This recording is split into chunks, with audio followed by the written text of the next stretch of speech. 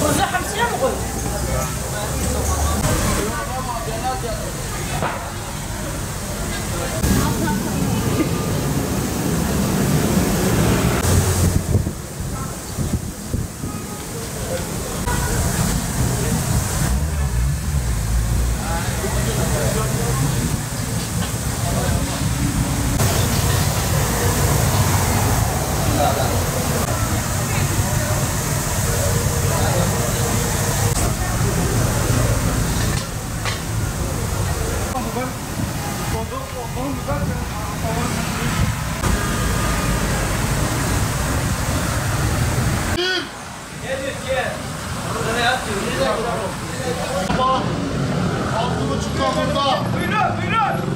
Faydalı, yiyene faydalı.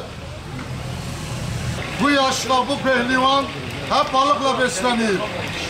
Maşallah derya kuzusuna bak. Maşallah maşallah.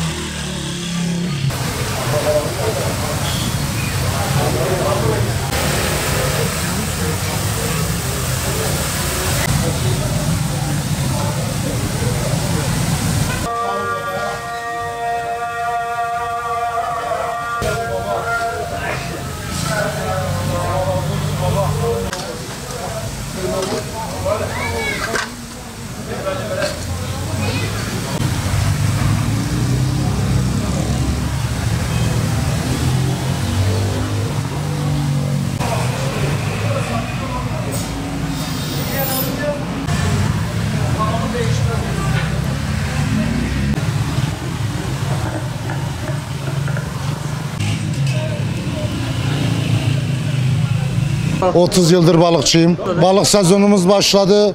Bütün Türkiye'ye hayırlı uğurlu olsun. İstavrit, palamut, hamsi, levrek, çupra, gümüş, mezgit. Bunlar daha çok talep edilen balıklarımız. Balık fiyatlarımız çok uygun. En pahalı balığımız 60 lira, 70 lira, 30 lira, 40 lira.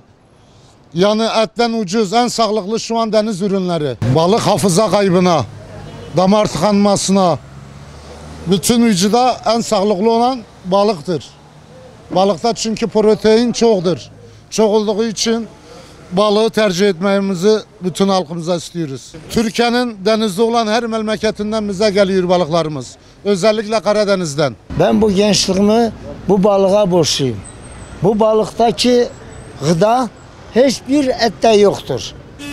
Bu balık tazedir. Herkes diyor ki hakikaten de ben bunun faydasını gördüm bu balığın. Balıktan başka bir şey olamaz. Bütün etleri getir balığın lezzetini veremez. Bu balık bambaşka bir balıktır. Karadeniz balığıdır. Güzel balıktır. Taze balıktır. Uygun fiyattır. Balıklarımız uygun fiyattır. Bu sene uygundur. Balık çoktur bu sene.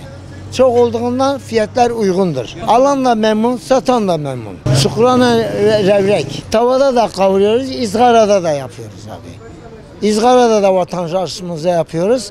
Tavada da kavuruyoruz, yapıyoruz. Balık sezonu yaklaşık hemen hemen bir 15-20 gündür açılmış. Satışlar şu an ağırdır. Yağmur olmadığı için. Yağmur olsa satışlarımız inşallah iyi olacağını umarız. Balıkları şu anda İzmir'den getiriyoruz. İzmir'den, ondan sonra Mersin'den, İskenderun'dan, her taraftan bağlantımız var ve her taraftan bize geliyor. Balık fiyatları şu an 20 milyondan başlıyor. Hamsi mesela örneğin 25 milyon. 25 milyondan başlıyor te 75-80 milyona kadar, 150 milyona kadar balık var. Şu anda bizim Urfa'da en çok tercih edilen hamsidir. Karadeniz hamsisi. Ondan sonra Karadeniz palamutu, Norveç palamutu. Bunlar Urfa'da çok tercih ediliyor. Yağda mı yoksa mangal usulü mü daha çok yapılıyor? Yağda. Yağda. Balık beslemeleri neden öyle? Yani kalbe iyidir, kolesterol iyidir. Ondan sonra boy, çoluk çocuk için, çocuklar için, çocukların zekası için. Yani her şeye faydası var balık.